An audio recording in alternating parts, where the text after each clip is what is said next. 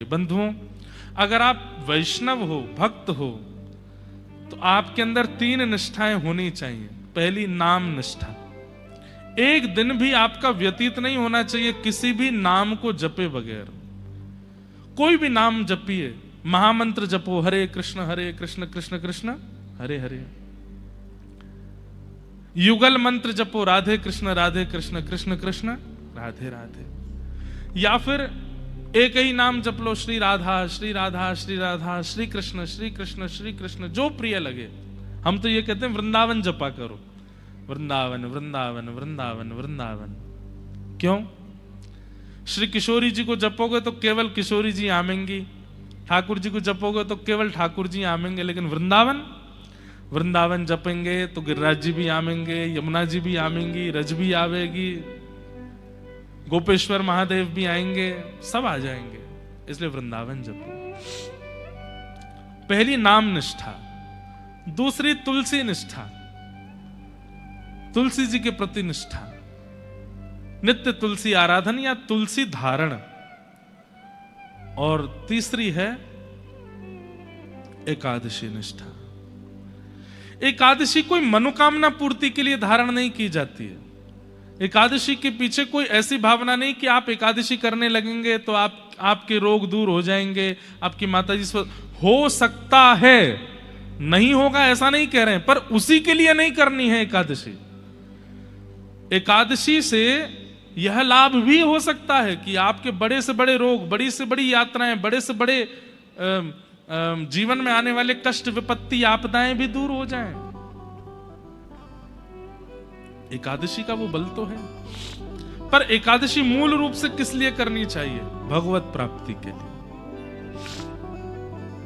हम सब ठाकुर जी को अर्पित करते हैं। कोई पुष्प चढ़ाता है, कोई भोग चढ़ाता है, कोई दक्षिणा चढ़ाता है, कोई वस्त्र चढ़ाता है, कोई ध्वजा चढ़ाता है, कोई सोने चांदी के छत्र चढ़ाता है। पर वास्तव में अपनी बहुमूल्य वस्तु ठाकुर जी को देनी चाहिए। ध्यान से सुनिएगा। व्यक्ति के पास सबसे ज्यादा बहुमूल्य क्या है? उसका जीवन। हमारा जीवन सबसे ज्यादा बहुमूल्य है। हम बीमार हो जाते हैं, तुरंत दवाई क्यों चाहिए? कि भैया कहीं का बड़ी रोग नहीं है जाए, जैसे जान चली जाए, प्राण बचाने। सबसे ज्यादा बहुमूल्य है व्यक्ति के पास उसके प्राण। आप कहोगे महाराज जी प्राण कैसे दें ठाकुर जी को? सुनो, हमारे प्राण बसते हैं अन्न में। हम जितना अन्न सेवन करते हैं उतनी हमारी आयु घटती है।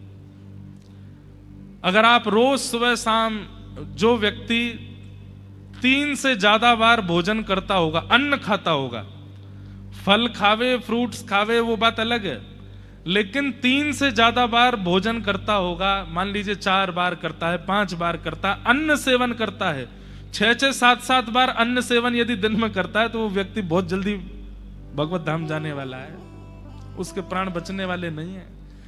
अब वो भले ही रोग से जाएंगे, भले ही मोटापे से जाएंगे, भले ही कोलेस्ट्रॉल से जाएंगे, भले ही शुगर से जाएंगे, भले ही बीपी से जाएंगे, कैसे भी जाएंगे। लेकिन स्वल्प आहारी, जो बहुत अल्प भोजन करता है, अन्न की मात्रा कम प्रयोग में लेता है, ऐसे व्यक्ति की आयु लंबी होती है, दीर्घ होती है। इसीलिए हमारे यहां व्रत के नियम बनाए गए। जब हम एक दिन अन्न सेवन नहीं करते हैं तो एक दिन की आयु बढ़ जाती है। एक दिन आपने अन्न नहीं खाया तो मान लीजिए आपकी आयु थी 20 वर्ष, तो वो हो गई 20 वर्ष 1 दिन। बढ़ती है आयु अन्न न सेवन करने से। इसलिए एकादशी व्रत की अपनी एक महिमा है। हम ठाकुर जी के लिए जब अन्न सेवन नहीं करते एकादशी पर, तो 1 दिन की आयु जो हमें प्राप्त हुई है वो ठाकुर जी को हम निवेदित कर देते हैं। ठाकुर जी आपके चरणों में अर्पित है। तो एक प्रकार से एकादशी करना, एकादशी व्रत में निष्ठा रखना, वो एक वैष्णव की सबसे बड़ी उपलब्धि है भगवत सेवा में। इसलिए करनी, ये 3 निष्ठाएं जीवन में धारण कीजिए। तुलसी निष्ठा, नाम निष्ठा और एकादशी निष्ठा। अब यहां से रास पंचाध्यायी का प्रसंग प्रारंभ हुआ। भगवान पिता रात्रि शरदोत्फुल्ल मल्लिका विक्षरन्तु मनश्चक्रे योग मायामुपाश्रित। बंधुओं, ये सब गोपियां, ये कोई श्रुति सिद्धा है, कोई साधन सिद्धा है, कोई ज्ञान सिद्धा है। देखने में वो गोपी है, देखने में वो एक व्रजवासी नारी है, पर वास्तव में ये पूर्व जन्मों से तप करते आ रहे भगवत प्राप्ति के लिए सब साधु महात्मा संत ही, विरक्त ही गोपी बन करके आए हैं।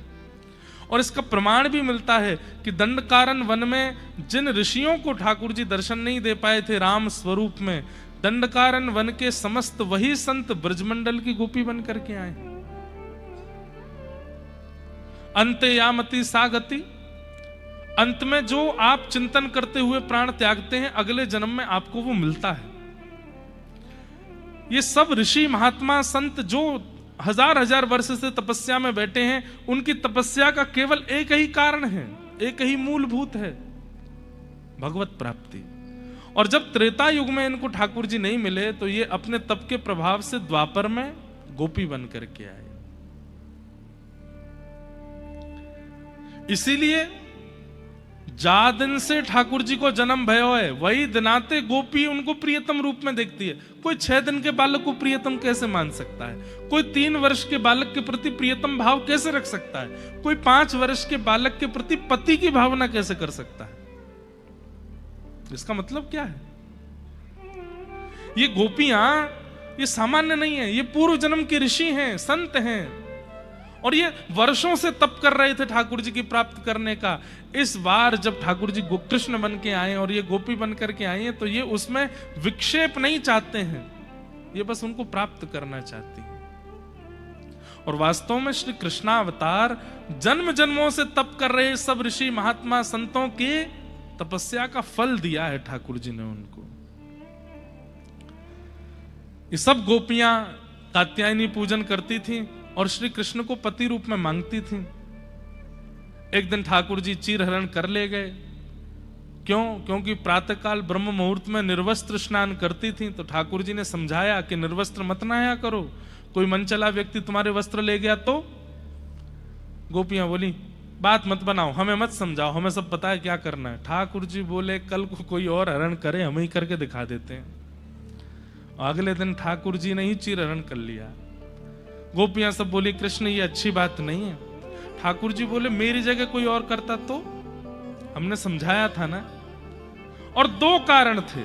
पहला कारण कोई मनचला व्यक्ति वस्त्र ले जाए, और दूसरा कारण जल में ऐसे स्नान नहीं करते, वस्त्र धारण करके कोई वस्त्र अंग पर होना चाहिए तभी स्नान होना चाहिए, नहीं तो जल देव का अपमान होता है।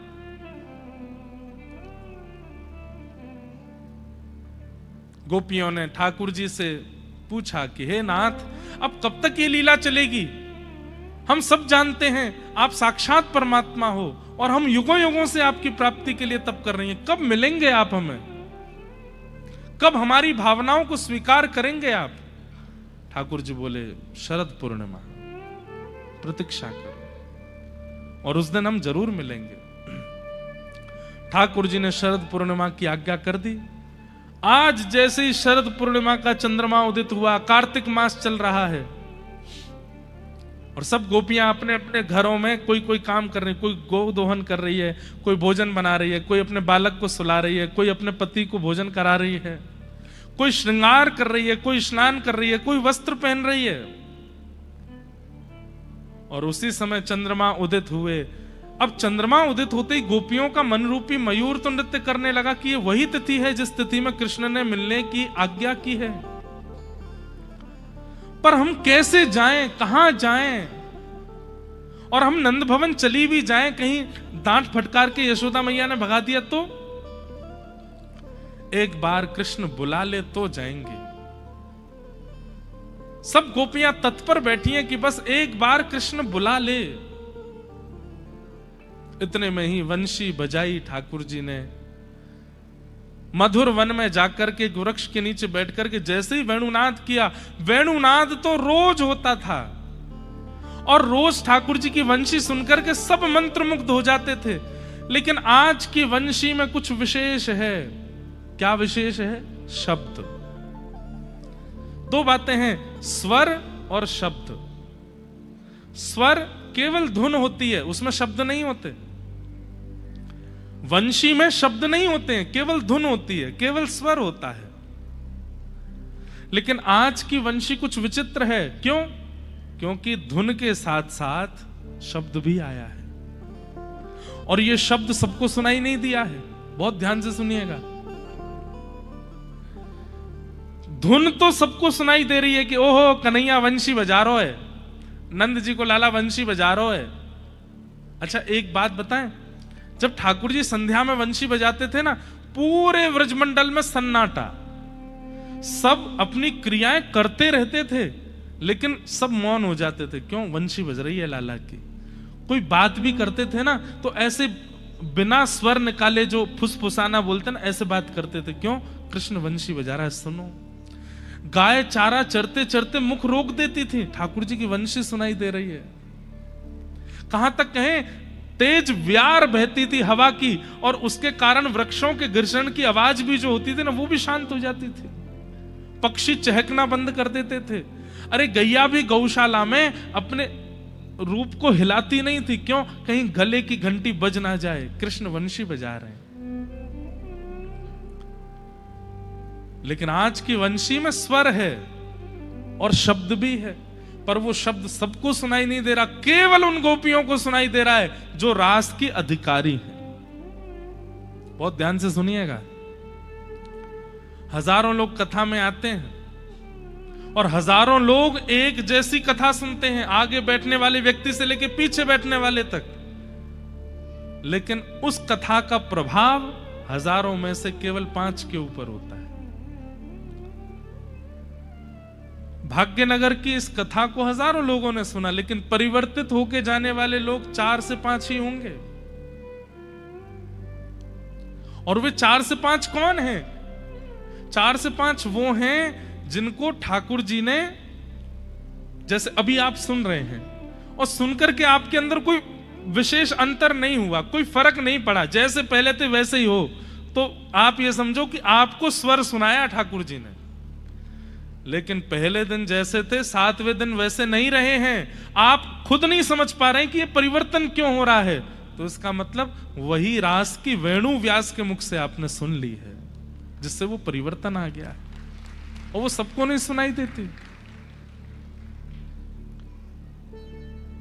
एक होता है कि आपको हमने कहा प्याज लहसुन मत खाना, अब आप क्या कर रहे हैं? जबरदस्ती मन मार रहे हैं। इच्छा तो बहुत हो रही है, पर जबरदस्ती मार रहे हैं। क्या कहें, गुरुजी ने मना किया है, महाराज जी मना करके गए, ये बोल रहे हैं। एक होती है ये बात, और दूसरी क्या है, हमने कहा मत खाना, और आप जब गए, आपके सामने जब प्रस्तुत किया गया तो अपने आप ही घृणा आ गई, इच्छा नहीं है। पता नहीं क्यों खाया भी तो जीभ से अंदर निगला नहीं गया।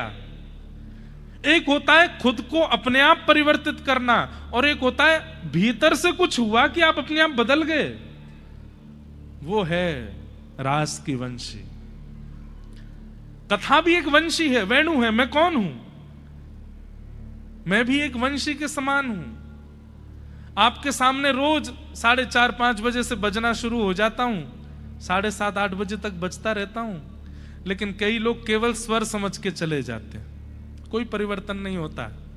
यहां से बाहर निकलने के बाद भी वैसे ही रहते हैं। पर कई स्तब्ध हो जाते हैं, नेत्रों के आंसू नहीं रुक पाते उनके, रातों की नींदें उड़ जाती हैं, अपने जीवन में परिवर्तन की स्थिति, व्याकुलता आ जाती है कि कृष्ण कैसे मिलेंगे। उनको स्वर नहीं सुनाई दिया था, उनको शब्द सुनाई दिया। कईयों के लिए व्यास ये सुंदर होना चाहिए। व्यास जी के लटके झटके कैसे हैं, चलते कैसे हैं, बैठते कैसे हैं, उठते कैसे हैं, खड़े कैसे होते हैं, गाते कैसे हैं, उनका ध्यान इसी पे ही रहा है। पर कई व्यास से कथा सुनकर के श्री कृष्ण के हो जाते हैं, प्रभु का साक्षात दर्शन उनको होने लग जाता है। और जिनको भगवत आराधन, भगवत दर्शन हुआ हो, समझो वही वो गोपी है जो उस रास में रह गई थी तो इस कथा रास में स्वीकार कर ली गई है, यहां चुन लिया गया उसको।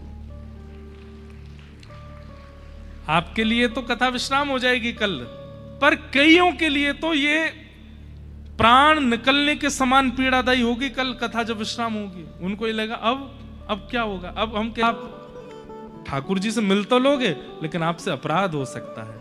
इसलिए आचार्य का होना बहुत जरूरी है। किशोरी जी आचार्य हैं। गोपियों ने किशोरी जी के चरणों में जाकर के प्रार्थना की, हे सुन राधिका दुलारी, तेरे द्वारका भिखारी हूँ मैं, श्याम का पुजारी,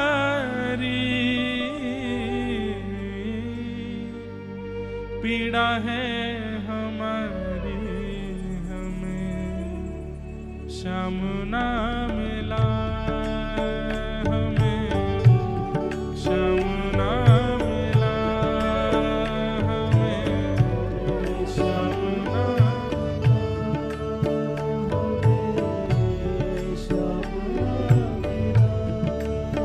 हे सुन राधिका दुलारी, सुन राधिका दुलारी, तेरे द्वार का भिखारी, तेरे द्वार का भिखारी, तेरे श्याम का पुजारी, पीड़ा है हमारी श्याम ना मिला, हमें श्याम ना मिला, हमें श्याम ना मिला, श्याम ना मिला।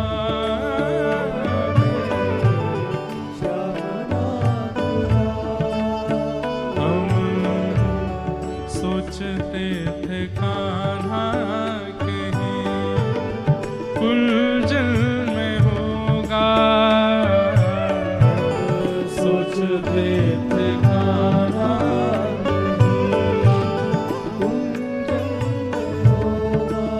ओ,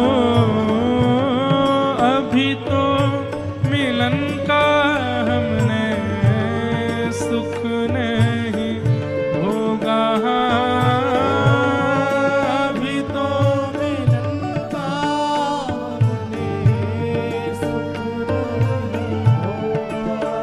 सुन के प्रेम की परिभाषा, सुन के प्रेम की परिभाषा, मन में बंधी थी जो आशा, मन में बंधी थी जो आशा, आशा हुई रे निराशा, झूठी दे गया दिलाशा,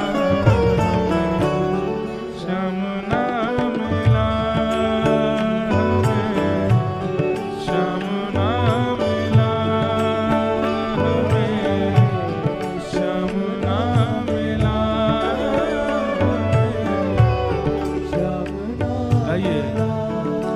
हे सुन राधिका दुलारी, सुन राधिका दुलारी, तेरे द्वार का भिखारी, तेरे द्वार का भिखारी, तेरे श्याम का पुजारी, पीड़ा है हमारी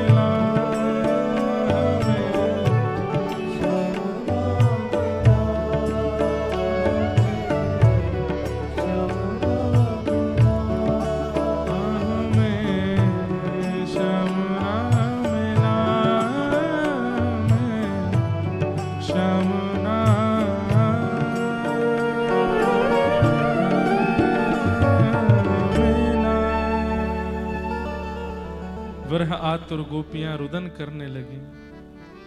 और तब किशोरी जी की कृपा से गोपियों ने गीत गाया। कृष्ण को पाना है तो गाना पड़ेगा, और गाना ही पड़ेगा। जिसने भी गाया है उसी ने पाया है, और जिसने पाया है गा करके ही पाया है, इसलिए गाना तो पड़ेगा।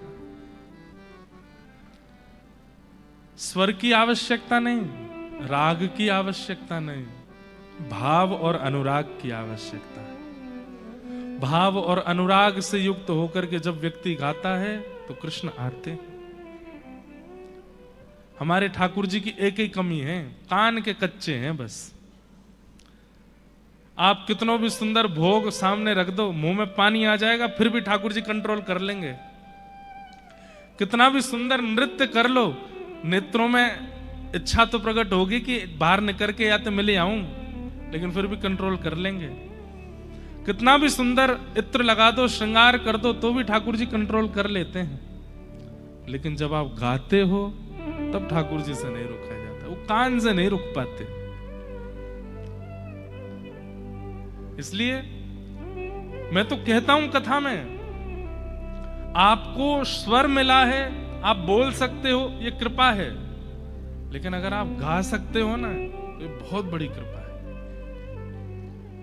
बहुत बड़ी कृपा है ठाकुर जी की। अगर तनिक भी स्वर आपके पास है तो इसका मतलब ठाकुर जी ने पहले ही मोहर लगा के भेजी है कि ये चाह लेगा तो मुझे प्राप्त कर लेगा। लेकिन स्वर वालों को भी ठाकुर जी एक दोष दे देते हैं। काय का दोष? जिनको स्वर मिलता है उनके अंदर लोक रंजन का दोष आ जाता है। लोक रंजन का दोष मतलब ऐसा गाऊंगा ये रीझ जाए मुझ पे, ऐसा गाऊंगा कि ये मुझ पर न्योछावर हो जाए, ऐसा गाऊंगा ये मुझे फॉलो कर ले, ऐसा गाऊंगा ये मेरे पीछे पड़ जाए। और ये लोक रंजन आते ही ठाकुर जी कहते हैं वाह, अब तुम दूर ही रहो, तुमका स्वर अच्छा तो लगता है मेरे को, पर मैं भीतर से ही सुन लूंगा, नहीं आना बाहर। क्यों? लोक रंजन की भावना। मान लीजिए हम आपको वचन देके कह रहे हैं, हमारे अंदर भी आ जाता है कभी कभी। सही बता रहे हैं, हमको ज्यादा तेज गाने का मन नहीं होता, बहुत कम मन होता है, पर कभी कभी लगता है कि यार इतनी देर से कथा सुनना, चलो थोड़ी देर कुछ गवा दे, आनंद करा दे। ये जैसी आया कि थोड़ा इनको आनंद करा दे, आ गया लोक रंजन, और इसी से ठाकुर जी दूर होते हैं। पर हम आपको अपनी अंतरिंग और एकांत की बात बता रहे हैं। जब किसी के लिए नहीं गाते हैं, एकांत में बैठ करके गाते हैं ना, हमारे गिरधर लाल जी सामने आके ऐसे बैठ जाते हैं, सुनते हैं। प्रत्यक्ष दिखाई नहीं देते हैं, पर अनुभव होता है। एक बार मुझे अनुभव हुआ है कथा में भी, ये पीछे वाली मसनद पे दोनों तरफ पैर लटका के बैठ गए। एक बार मैंने सुनाई थी ये लीला, बद्रीनाथ में कथा हो रही थी। तो बद्रीनाथ में हमारे ठाकुर जी कथा में कभी नहीं आए थे, उससे पहले कमरे में ही रहते थे। लेकिन उस दिन नंदोत्सव था कथा में, तो बद्रीनाथ में कथा थी। तब हमारे गिरधर लाल जी 6 महीना के थे। तो हर कथा में नंदोत्सव पे बालक बन के आते हैं कृष्ण। उस कथा में कोई बालक था ही नहीं, बद्रीनाथ लोग लेके ही नहीं जाते बाल बच्चों को।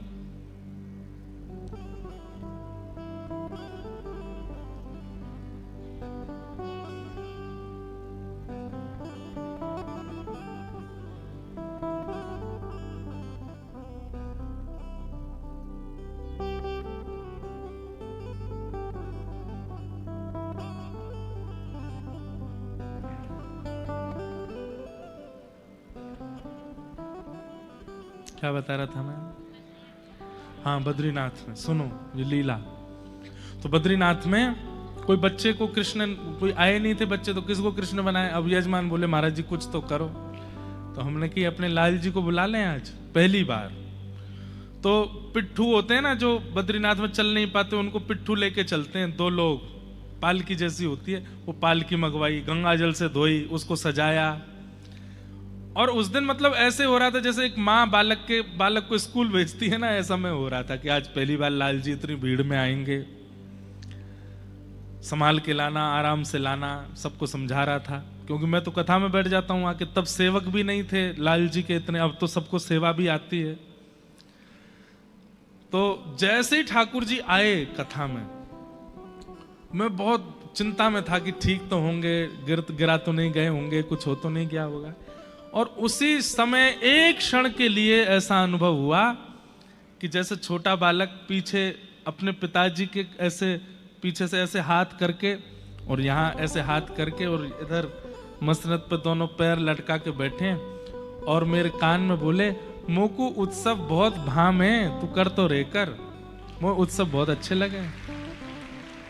और बस वो आज भी संस्कार या आस्था चैनल पे लाइव थी कथा, आज भी है। मैं थोड़ी देर के लिए निर्वाक हो गया। 2019 की बात है और हमने उसी समय बिना किसी से बात किए घोषणा कर दी कि अब प्यारे गिरधर लाल जी का प्रथम जन्मोत्सव जनवरी में मनाया जाएगा। तो पहला जन्मोत्सव नाथद्वारा में मना था और उसके बाद हमारे लाल जी उत्सव प्रिय हैं, उत्सव होते ही रहते हैं उनके। ऐसे 2-4 बार अनुभव कराए हैं, पर विशेष रूप से अपने ठाकुर जी का अनुभव करना हो ना, गाओ और क्षमा करना कान पकड़ के। अगर किसी के पास स्वर नहीं है और वो चिंता करे हम कैसे गावें, तो बाकी लोग तो भाग जाएंगे आपका स्वर सुन के, ठाकुर जी नहीं भागेंगे, उनको सुना सकते हो आप। और क्या पता गाते गाते काउदना ठाकुर जी ने ठीक कर दियो स्वर और ऐसा स्वर प्रकट हुआ कि अब सब उस स्वर को सुनते हैं। तो कंठ यदि किसी के पास है, स्वर यदि किसी के पास है, वो एक बात का ध्यान रखे, अगर लोक रंजन की भावना सर्वथा उसके अंदर से निकल जाए तो वो अपने स्वर से ईश्वर को प्राप्त कर सकता है। उसको फिर और किसी साधन की आवश्यकता नहीं है। पर यह बहुत मुश्किल है। आपके अंदर कोई गुण आ जाए, कोई कला आ जाए और उस कला के प्रति आपकी लोक रंजन की भावना ना हो, ऐसा हो ही नहीं सकता।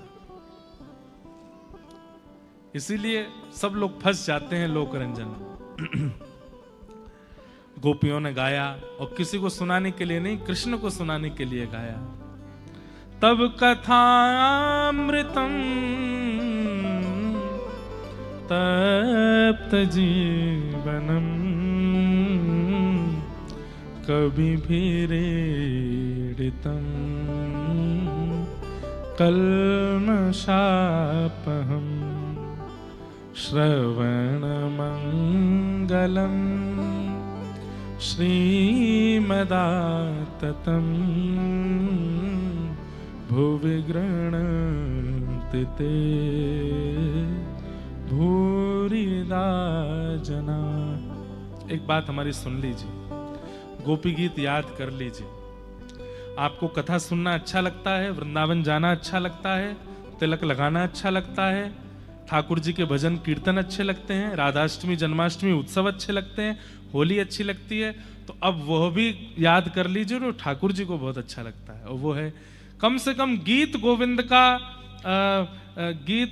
का श्रित कमला कुछ मंडल और श्रीमद् भागवत का गोपी गीत, ये दो तो आपको कम से कम याद होने चाहिए। और ये रोज याद करके अपने ठाकुर जी को सुनाओ और शयन के समय सुनाओ। गोपी गीत भी सुनाओ और गीत गोविंद भी सुनाओ। ठाकुर जी को कल की कथा में गीत गोविंद गाएंगे और कल गीत गोविंद से प्रारंभ करेंगे। बहुत प्रिय है महाप्रभु जगन्नाथ जी को, इतना प्रिय है कि ठाकुर जी आसन छोड़ के आते हैं सुनने के लिए। ऐसे ही गोपी गीत भी ठाकुर जी को बहुत प्रिय है। जैसे ही गोपियों ने गोपी गीत गाया, इतने में ही इति गोप्य प्रगायन्तः प्रलपन्त्यश्च चित्रधा रुरुदुः स्वस्वरं राजन् कृष्ण दर्शन लालसा तासामाभिर्भूत्सौरी स्मयमाय मुखाम्बुज पीताम्बरधर श्रग्वी साक्षान् मन्मथ मन्मथ। ठाकुर जी पुनः प्रकट हो गए और अब ठाकुर जी ने महारास किया। हम भी महारास करें ठाकुर जी के साथ में। भाग्यनगर के सब लोग गोपी भाव में आकर के और श्री ठाकुर जी के साथ महारास करो। बंधुओं, रुक्मणी विवाह तक कथा होनी चाहिए आज, पर हम रास करके फिर जल्दी सूची कर देंगे रुक्मणी विवाह की। फिर कल रुक्मणी विवाह से ही कथा का प्रारंभ और सुदामा चरित्र कहते हुए फिर कथा को विश्राम की ओर ले चलेंगे। राधा नचे कृष्ण नचे, नचे गोपीजन। राधा नचे कृष्ण नचे, नचे गोपीजन। ओ राधा नचे कृष्ण नचे, नचे गोपीजन। राधा नचे कृष्ण नचे, नचे गोपीजन। क्योंकि मन मेरा बन गया सखीरी पावन वृंदावन।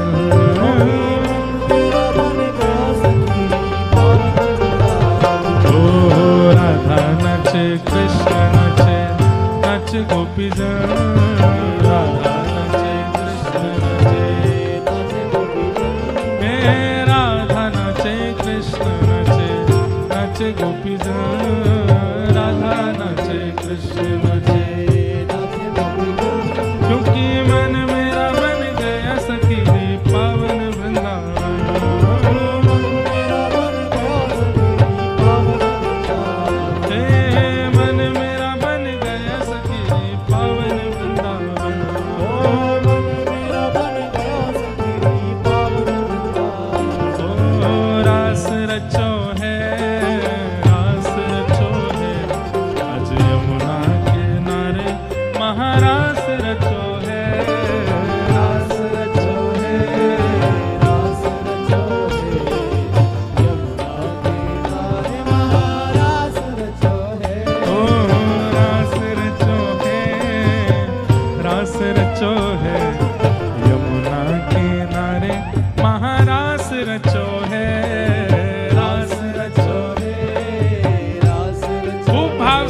करो ये भाव करके कि ठाकुर जी के साथ है और रास रासेश्वर भगवान की।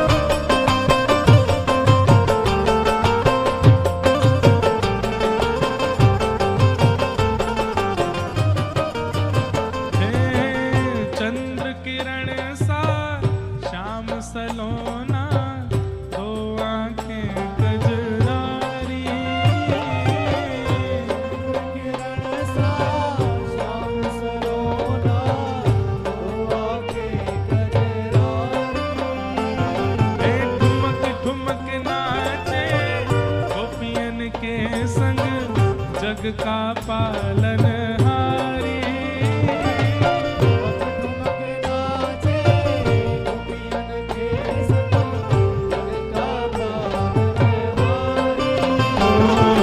रास बिहारी संग राधा सुकुमारी।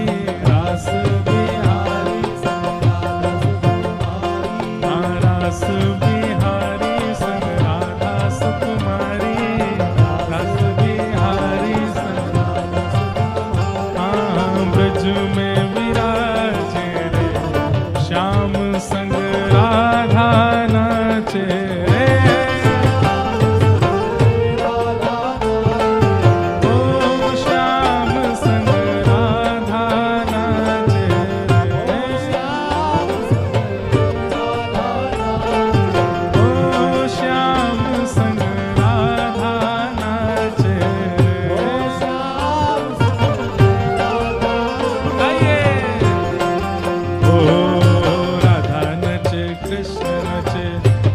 गोपीजन। राधा नचे कृष्ण नचे, नचे गोपीजन। ओ राधा नचे कृष्ण नचे, नचे गोपीजन। राधा नचे, नचे गोपीजन। क्योंकि मन मेरा बन गया सखीरी पावन वृंदावन। ओ मन मेरा बन गया सखीरी पावन वृंदावन।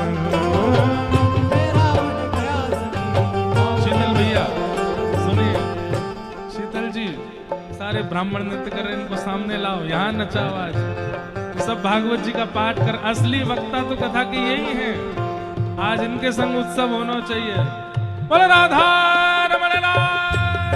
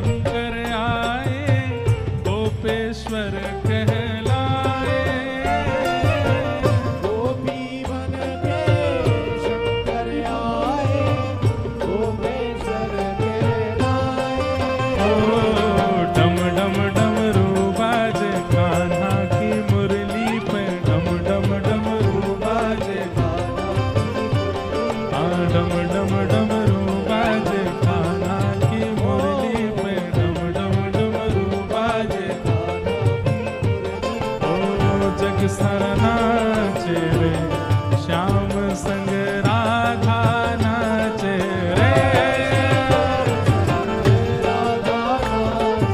ओ श्याम संग श्यामा नाचे रे, श्याम संग श्यामा नाचे। ओ राधा नाचे कृष्ण नाचे, नाचे गोपी जन। राधा नाचे कृष्ण नाचे, ओ राधा नाचे कृष्ण नाचे, नाचे गोपी जन। राधा नाचे कृष्ण नाचे, नाचे गोपी जन। क्योंकि मन मेरा मन गया सखी रे श्याम वृंदावन। ओ मन मेरा मन गया सखी रे पावन वृंदावन।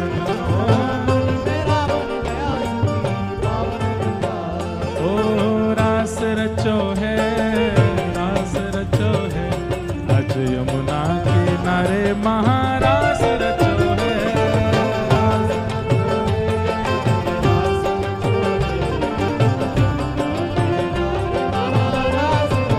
ओ रास रचो है, रास रचो है, आज यमुना किनारे महारास रचो है। रास रचो है, रास रचो है।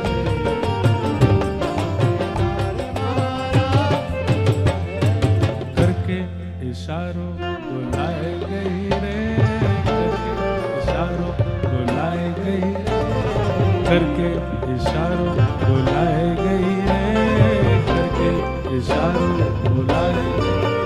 कौन? बरसाने की छोरी राधा गोरी गोरी, बरसाने की छोरी राधा गोरी। ओ बरसाने की छोरी राधा गोरी गोरी, बरसाने की छोरी राधा गोरी। ओ जो कान्हा मेरो काम न जाने, जो कान्हा मेरो काम न जाने, जो कान्हा मेरो काम न जाने, जो कान्हा मेरो काम न जाने, ओ जो कान्हा मेरो काम न जाने, जो कान्हा मेरो, हाँ जो कान्हा मेरो काम न जाने, जो कान्हा पूछो बरसानो बताए गई रे, पूछो बरसानो बताए गई रे, पूछो बरसानो बताए गई रे, पूछो बरसानो बताए गई। कौन? बरसाने की छोरी राधा गोरी गोरी, बरसाने की छोरी राधा गोरी। ओ बरसाने की छोरी राधा गोरी गोरी, बरसाने की छोरी राधा गोरी गोरी। बोलो वृषभानु गुलारी की, वृषभानु के जमाई की।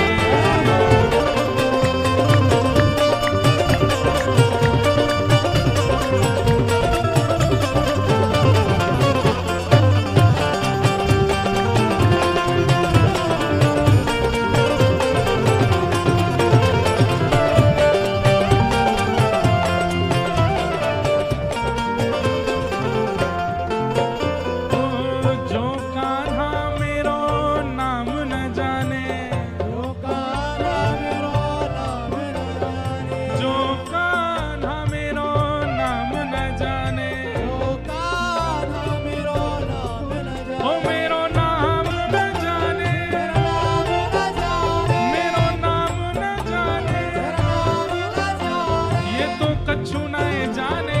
कछु नहीं जाने। किशोरी जी कह रही हैं जो मेरो नाम न जाने मैं कछु ना बताओ फिर तो।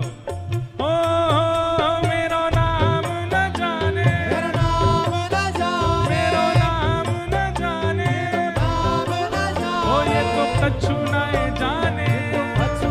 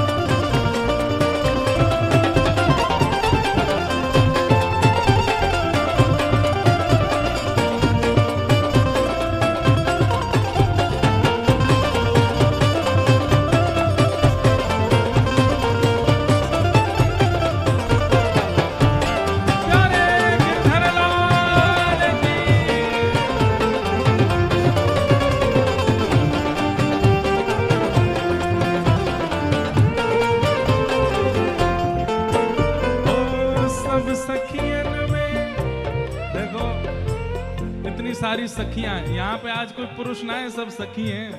उनमें सबसे प्यारी जे है ये ऊपर बैठ गई का है। सब सखियन में श्यामा जू प्यारी, सब सखियन में श्यामा जू प्यारी, सब सखियन में श्यामा जू प्यारी, सब सखियन में श्यामा जू ओ प्यारी, मेरी श्यामा जू प्यारी, मेरी श्यामा जू प्यारी, मेरी श्यामा जू प्यारी, मेरी श्यामा जू प्यारी, वृषभानु दुलारी, भान दुलारी, बरसाने वाली, बरसाने ओ वाली, मेरी श्यामा जू प्यारी, मेरी श्यामा जू प्यारी, मेरी श्यामा जू प्यारी, मेरी श्यामा जू प्यारी, सब सखियन में श्यामा जू प्यारी, सब सखियन में श्यामा जू प्यारी, ओ सब सखियन में श्यामा जू प्यारी, सब सखियन में, श्यामा जू प्यारी, ओ सब सखियन में श्यामा जू प्यारी। सखियन में श्यामा जू प्यारी, मोहन के मन को लुभाए गई है, मोहन के मन को लुभाए गई है, हाँ मोहन के मन को लुभाए गई है, मोहन के मन को लुभाए गई है। कौन? बरसाने की डोरी, राधा गोरी, बरसाने की डोरी, राधा गोरी,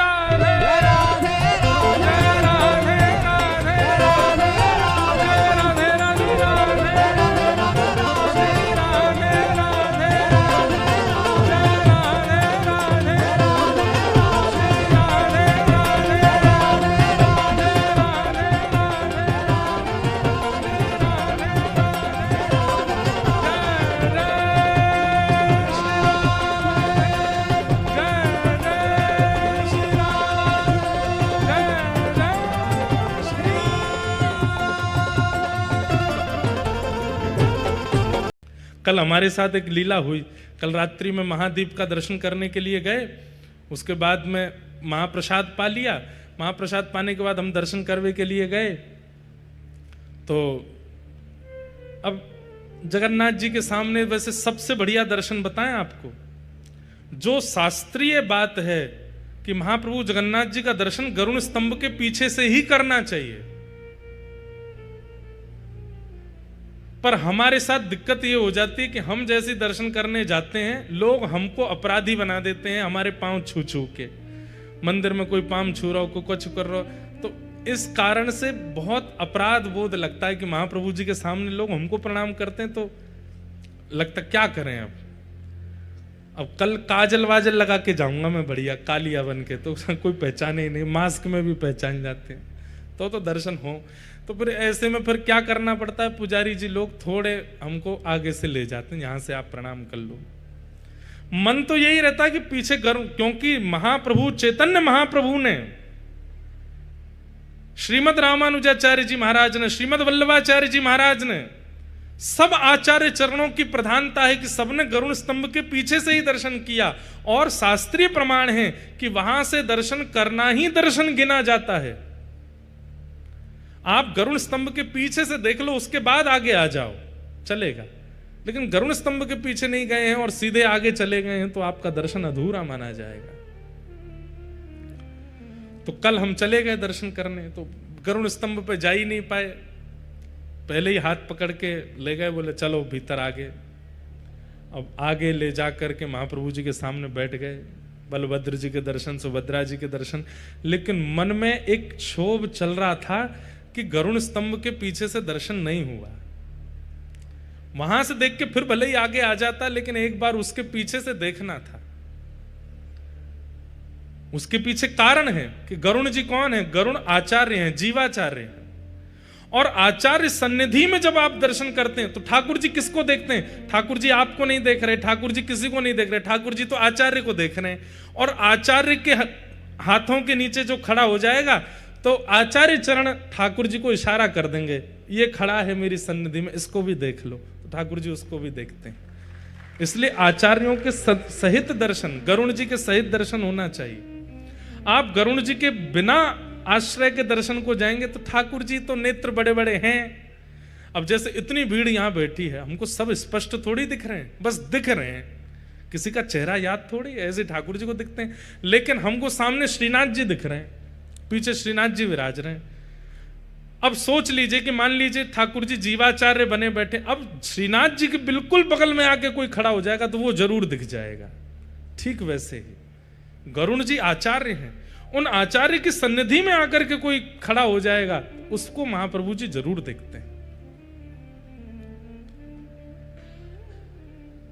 तो कल मेरे मन में आया कि हे महाप्रभु जी, हमने तो गरुण स्तंभ के पीछे से दर्शन ही नहीं किया, सीधे आगे आकर के दर्शन हो गए आपके। अब दर्शन भी करता जा रहा था, मन में थोड़ी वो भी हो रही थी, अब क्या दर्शन तो अधूरा माना जाएगा। बस इतने में ही मैंने सोचा कि ठाकुर जी कोई ऐसी लीला करो कि ये स्पष्ट हो जाए कि हमारा दर्शन पूर्ण हो गया है, अधूरा नहीं है। इतने में ही एक पुजारी जी आए और आकर के सीधा भात उनके हाथ में होगा, और मेरे को दिखे भी नहीं है, ऊपर से ही हाथ आया सीधे यूं, और सीधे मेरे मुंह में ही महाप्रसाद, ऐसे अपने हाथों से ही मुंह खोल करके महाप्रसाद डाल दिया भीतर। 2-4 कण तो नाक में चले गए मेरे उनको मुंह तो दिखा ली, ऊपर से आके सीधे ऐसे मुंह में, अब उनको मुंह तो पता नहीं था, ऐसे डालने लगे। वो तो मैंने मुंह खोल लिया, नहीं तो पूरा महाप्रसाद नाक में ही चला जाता लेकिन वो महाप्रसाद आते ही सिद्धि हो गई इस बात की। जगन्नाथ जी को देख रहे थे, महाप्रसाद पा रहे थे, ये पहली बार हुआ कि देखते हुए महाप्रसाद पाया। और वो भी अर्चक के द्वारा, ठाकुर जी की सेवा करके ही निकले होंगे, उन्होंने सीधे आके मुंह में पधरा दिया, तो ये प्रमाणित हो गया। महाप्रभु जी बोले कि लाला तू चिंता मत कर, तू तो ब्रजवासी है, तू जहां ते दर्शन कर लेगा पूरा ही मान हो जाएगा, ले महाप्रसाद पा ले। तो जीव सन्निधि आचार्य सन्निधि में करना चाहिए। तो ये बात मैं इसलिए बता रहा था, ठाकुर जी सबको पवाते हैं। और कल एक बात और थी, एकादशी पर नियम है कि आकंठ पाना चाहिए, अपनी क्षमता से ज्यादा पाना चाहिए। लेकिन कल हम जब रात्रि में वहां पा रहे थे तो हमने, हमारे बगल में शीतल भैया बैठे थे, कहाँ है, यहीं तो बैठे थे, ये बैठे, तो ये हमारे बगल में बैठे बैठे बोले, महाराज जी आप जितना पालो उसके बाद जो बच जाए हमको दे देना। भूख तो मुझे इतनी लगी थी कि मैं पूरा पा जाता, पर इन्होंने ये कह दिया कि जितना बच्चा है दे देना, तो इनके लिए जानबूझ के अधूरा छोड़ा हमने। मतलब पेट भरा नहीं था, तो आकंठ वाला नियम पूरा नहीं हुआ। तो मंदिर में जाके जब ठाकुर जी के सामने बैठे, भीतर से आके पुजारी जी ने जब पवाया तो आकंठ हो गया, वो नियम भी पूरा हो गया कि एकादशी पर दुगना पाना चाहिए। ठाकुर जी पवाते हैं। तो श्रीमन रामानंदाचार्य जी ने अपनी बाल अवस्था में विचार किया कि बिना कर्म किए ठाकुर जी थोड़ी किसी को पवा देंगे। लेकिन प्रवचनकर्ता आचार्य ने कहा कि नहीं, ठाकुर जी पवाते हैं, पवाते हैं, पवाते हैं। नहीं विश्वास होता तो नियम धारण करके देख लो। तो आचार्य चरण बोले ठीक है, मैं कुछ नहीं करूंगा, एकांत में बीहड़ जंगल में जाके बैठ जाऊंगा और देखता हूं ठाकुर जी पवाते हैं कि नहीं। और आपने एक विशेष बीहड़ जंगल ढूंढा जहां कोई नहीं आए। एक नदी के तट पर विशाल वृक्ष था, रास्ता भी नहीं था वहां पर। और वहां जाकर के पेड़ के ऊपर जाकर के बैठ गए और प्रवचनकर्ता आचार्य ने कहा था राम राम जपो, राम जी पवाएंगे। राम राम जपने लगे, राम राम राम राम राम राम राम राम, देखूं ठाकुर जी पवाएंगे कि नहीं। 4, 5, 6 घंटे व्यतीत हो गए। इतने में ही कुछ तीर्थ यात्री पता नहीं कैसे वहां आ गए, और वो तीर्थ यात्री अपने साथ भोजन सामग्री लेकर के चल रहे थे। और उसी वृक्ष के नीचे बैठ करके उन्होंने अपनी सारी भोजन सामग्री सामने रखी। तो ऊपर बैठे रामानंदाचार्य जी बोले भोजन सामग्री तो आ गई, पर मैंने तो प्रण लिया है, अपने हाथ से उठा के भी नहीं पाऊंगा, ठाकुर जी पवाएंगे तो ही पाऊंगा। ऐसा भी तो हो सकता है कि इन तीर्थयात्रियों को उन्हीं आचार्य चरणों ने भेज दिया होगा, मेरे को ढूंढवा के वहां बैठा है, वो कह के गया है कि राम जी प्रसाद पवाएंगे। हो सकता है कि उन्हीं आचार्यों ने भेज दी हो, लेकिन मैं भी ढीठ हूं, अपने हाथ से पाऊंगा नहीं। जो ठाकुर जी अपने आप मुंह खोल करके पवाएंगे तो ही मानूंगा कि राम राम नाम का प्रभाव है ये। बैठ गए ऊपर। अब यहां तीर्थयात्री नीचे बैठ करके प्रसाद बस उन्होंने खोला ही था, आचमन करके पाने लगे। इतने में ही उस क्षेत्र का डाकू आ गया और खूब सारे अपने साथ में डकैतों को, छोटे मोटे चोरों को लेकर के आया। और सब ने आकर के धनुष बाण तलवार आदि निकाल ली और उन तीर्थयात्रियों से बोला हाथ ऊपर करो और जो भी कुछ है सब हमको समर्पित कर दो। अब जितने झोला थे, जितने सब कुछ थे, सब कुछ उन लोगों को अर्पित कर दिया। बोले भोजन प्रसाद भी सब हमको दे दो। बोले सब आपका है महाराज, ले लो और तुम लोग यहां से भागो। तीर्थयात्रियों को भगा दिया। रामानंदाचार्य जी ऊपर राम राम राम जप रहे हैं, सब देख रहे हैं।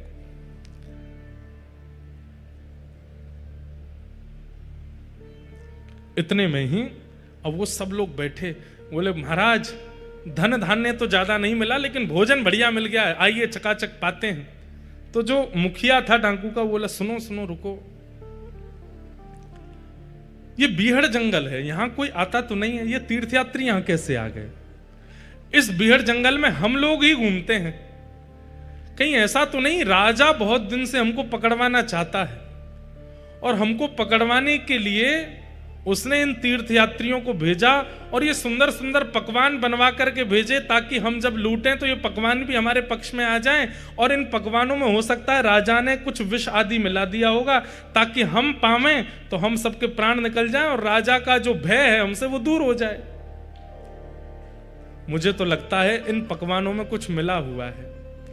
सबके साथ में जो सब डाकू के संग में थे वो लोग बोले कि अब महाराज आप भी क्या सोचने बैठ गए, भूख लगी है बहुत जोर की, पा लेते हैं। बोले नहीं नहीं, पाना तो मुझे भी है लेकिन पहले किसी अन्य को पवा करके देखो, इसमें विष तो नहीं है।